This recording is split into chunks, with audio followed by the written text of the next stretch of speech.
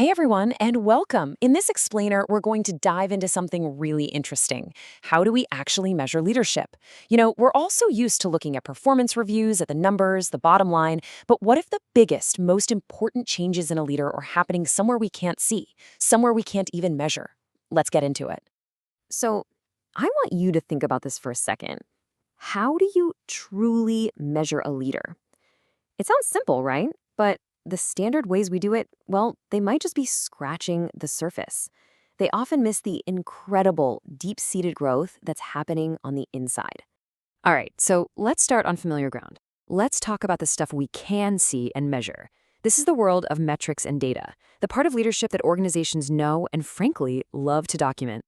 And you've seen all of these before, right? 360-degree feedback, KPIs, tracking promotion rates. All of these are our best attempts to put a number on what it means to be a good leader. And look, they're great for measuring the what, the results, the actions you can see, but that's not the whole story. Not even close.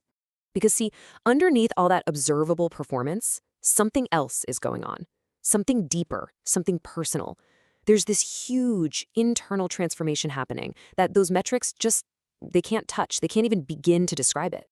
This slide right here really lays out the two sides of the coin perfectly. On one hand, you've got the external world of performance. It's all about metrics, it's documented, it's quantifiable. But on the other side, you have this inner world of transformation. It's personal, it's abstract. It's all about how a leader's view of themselves is evolving. And that's the core tension we're talking about today. So how do we even begin to understand this inner world? Well, the research gives us this fantastic metaphor, an onion. To really get it, you've got to peel back the layers, moving from that easy-to-see outside all the way to the complex core deep inside. Think about it like this. The outer skin of the onion, that's the observable performance we were just talking about. Peel that back, and you get to things like coaching and 360 feedback, which start to make you think. But the real work, the really important stuff, happens as you go deeper, into self-reflection and genuine awareness. And then, right there, at the very core of it all, that's where you find the most profound change. A fundamental shift in a leader's identity, in how they see themselves. And this brings us to this key idea called leader identity formation. This isn't just about learning a new skill. No, this is about completely rebooting your internal operating system. It's that deep, personal journey of building a new sense of self, finding real meaning in what you do as a leader. It's the change that turns a manager into a true mentor. So what does this actually feel like? Well, it's intense. It involves a lot of self-evaluation, questioning who you thought you were, and then rebuilding that identity. It's about finding those deeper self-views and, so importantly, making real meaning out of all your experiences. This is the heavy lifting of becoming a great leader.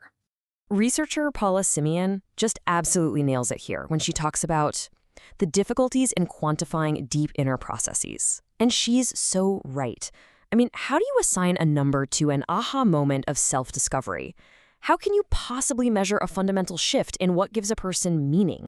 And all of this brings us to the real dilemma at the heart of this research. If this inner growth is so incredibly important, should we even try to measure it? The source material really leaves us with this big, powerful question. Could we, and more importantly, should we try to slap a number on these deeply personal experiences? Would it help us understand leadership better, or would we lose the very essence of it in the process? It's a heck of a debate. Okay, so what's the big takeaway from all this? It's that real, true leadership development isn't about choosing one or the other. It's about finding the balance. It's about hating your targets, for sure, but also making space for that deep, personal transformation. And honestly, this isn't just some feel-good idea.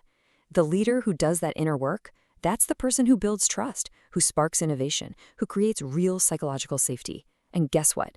All of those things end up driving the very metrics we love to track in the first place. And that leaves us with one final thought to chew on. Is there a certain kind of power, maybe even a kind of magic, in the parts of our growth that can't be put into a spreadsheet? Maybe the deepest, most important parts of leadership should remain, and maybe they should be unquantifiable. Something to think about.